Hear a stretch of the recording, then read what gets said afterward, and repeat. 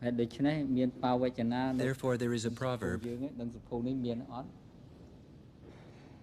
The world is our house for all human beings are our brother and sister. To love them, to help them, to serve them are our duty in our religion. This is contained within the 10 supreme virtues of Buddhism. All human beings are our mother. Sometimes we take birth as a man, sometimes as a woman. The Buddha once took... You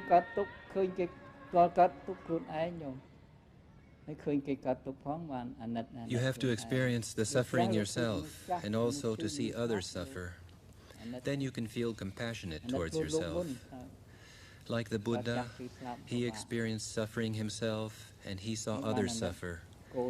He saw the suffering of birth, aging, and death. And then he felt compassion towards his son, his wife, his mother, and father, and all sentient beings throughout the world. One of our great kings always had compassion towards his subjects. He said the suffering of his subjects affected him more than his own suffering, because, quote, the suffering of the people is the suffering of the king. King Yayavarman VII, who constructed Angkor Thom, had such a feeling towards his people. The 4 faces of Angkor Thom represent loving kindness, compassion, sympathetic joy, and equanimity. If we abide by these boundless qualities, then the war will end and happiness will follow. Illusion. To attain happiness, we must practice generosity, morality, and meditation, and thereby transcend the world.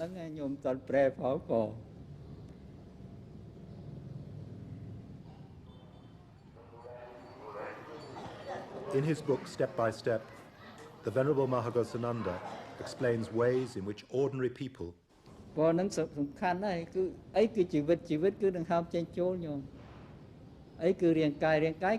Breathing is very important. Without breathing, there is no life. Without breath, there is no body. If the body is controlled, the mind is controlled. If the mind is controlled, you have control over yourself. If the body is stilled, the mind can be mastered. When the mind is mastered, then you have mastered yourself.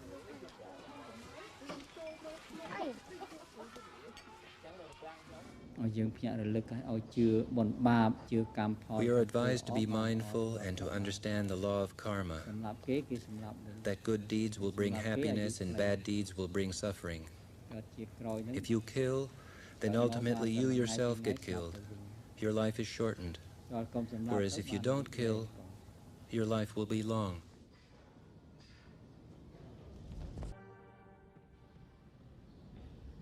We always want a lot, but everything starts in a small way. We were born as tiny beings, and now we are adult.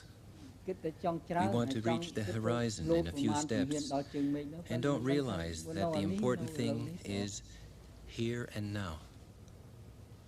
Breathing in, breathing out, word by word.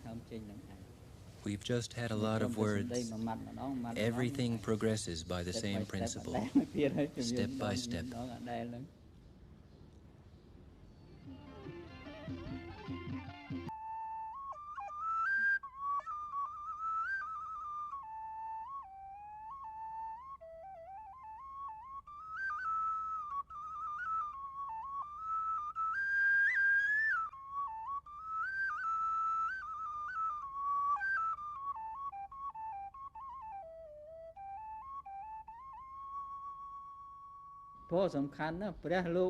Trees are very important.